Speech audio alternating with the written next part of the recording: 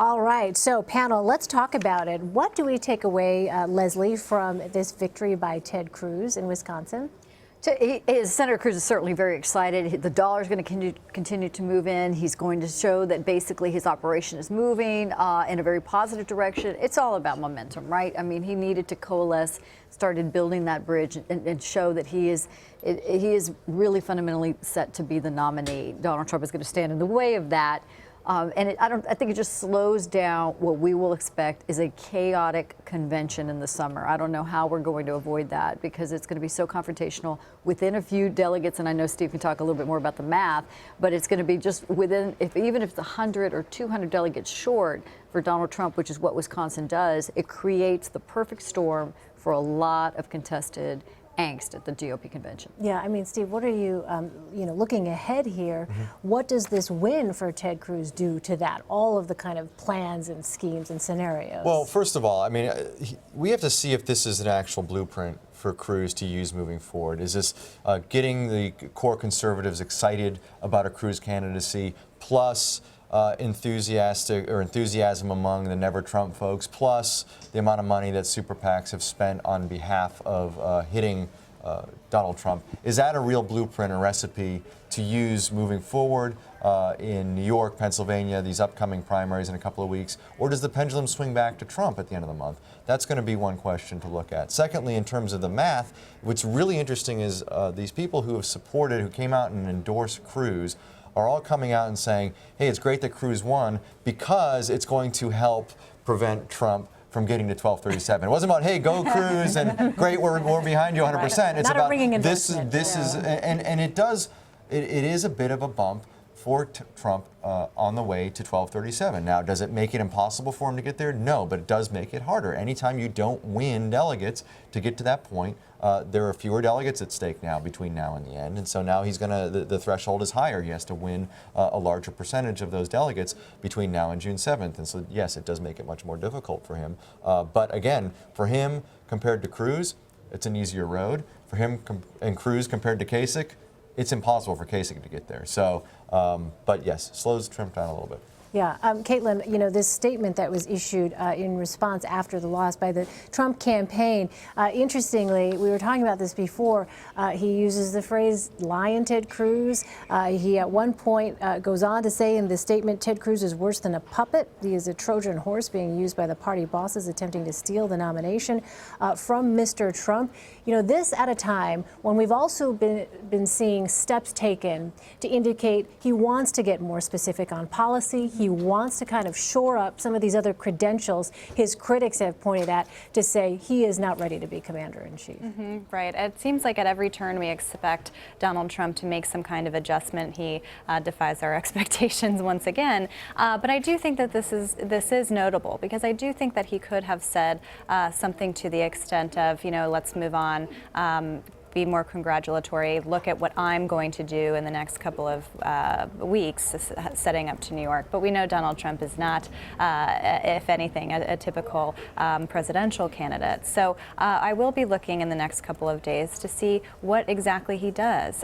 He says he's going to unroll several policy proposals. We'll see what that looks like. We'll see if he hires more staff, if he shakes up his staff at all.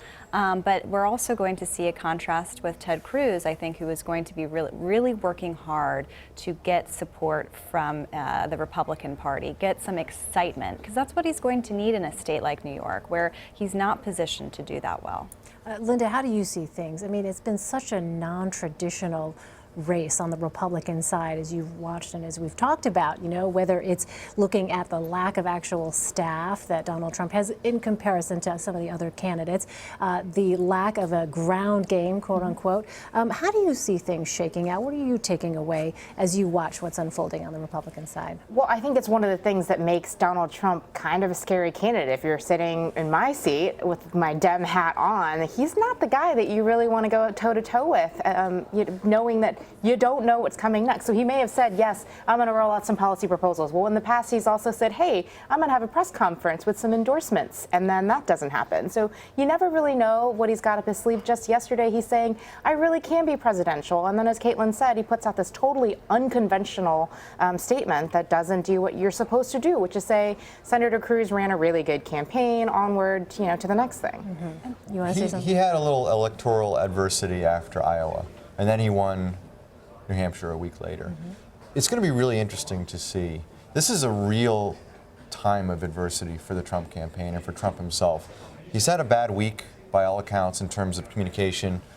This is now going to be a bad 2 weeks in terms of the narrative. There's going to be a lot of talk about Cruz, and is he onto something, and is this indicative of larger problems with the Trump candidacy, and how Trump handles this adversity moving forward. How does he adjust? Does he adjust?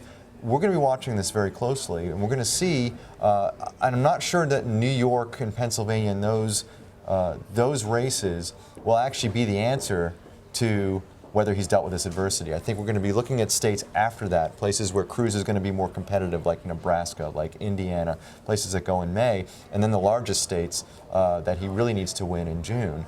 That's going to be the real indicator of whether this period of 3 weeks of adversity in the Trump campaign, they were able to adjust and fix whatever problems have arisen in the Trump campaign. Yeah, Leslie, to Steve's point, how much of a testing moment would you say, as a Republican, that this has been for Donald Trump? Because, on Twitter, we've gotten Trump supporters who are very passionate. Thank you for watching, Trump supporters. But, they are arguing, this hasn't been that bad. They obviously feel that any kind of mention of a quote-unquote bad week is further evidence that, in fact, the establishment is aligned against their candidate. It is once again reinforcing the narrative, right, put forth by Donald Trump, by the Trump campaign, that in fact attacks and incoming kind of fire like that are just more and more proof that the establishment is out to get him. Right. So the question is, does Donald Trump play the victim here?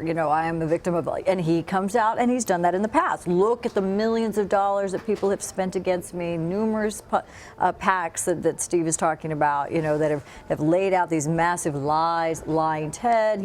So he's pulling back basically from his repertoire of tactics that have bolstered and kind of reinvigorated his campaign and his supporters. But there were some interesting things there. If you look at some of the photos, he did not have full crowds and like he has in the past. It's actually probably the first time that we're seeing that there's not really having these bolsterous kind of campaign crowds. So something is happening. Is it too soon to tell? Can he really refocus it out?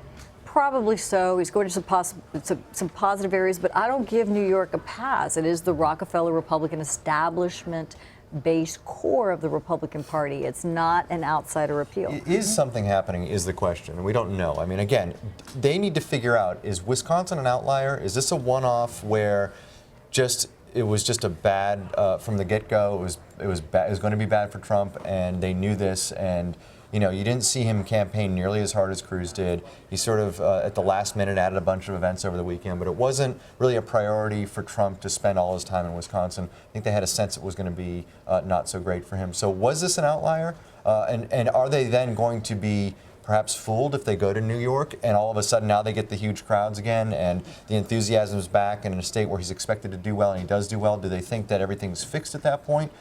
We don't really know. It's not about individual races here. It's about the overall dynamic. And again, this is about getting to 1237. So again, yes, it's about winning individual states and getting delegates in each of these places. But at the same time, he has to carry this through June 7th and has to carry this through successfully in a lot of these states through June 7th.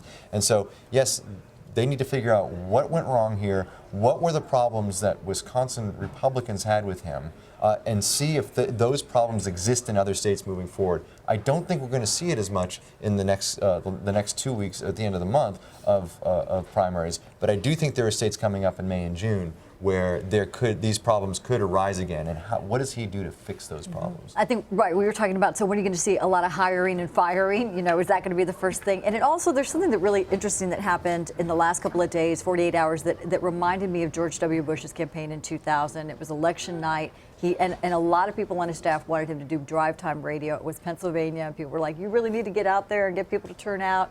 And the campaign didn't want to do it. The governor didn't want to do it. And once the exits start coming in and people start seeing how close it was this mad, frenetic dash to get him on radio. Excuse me.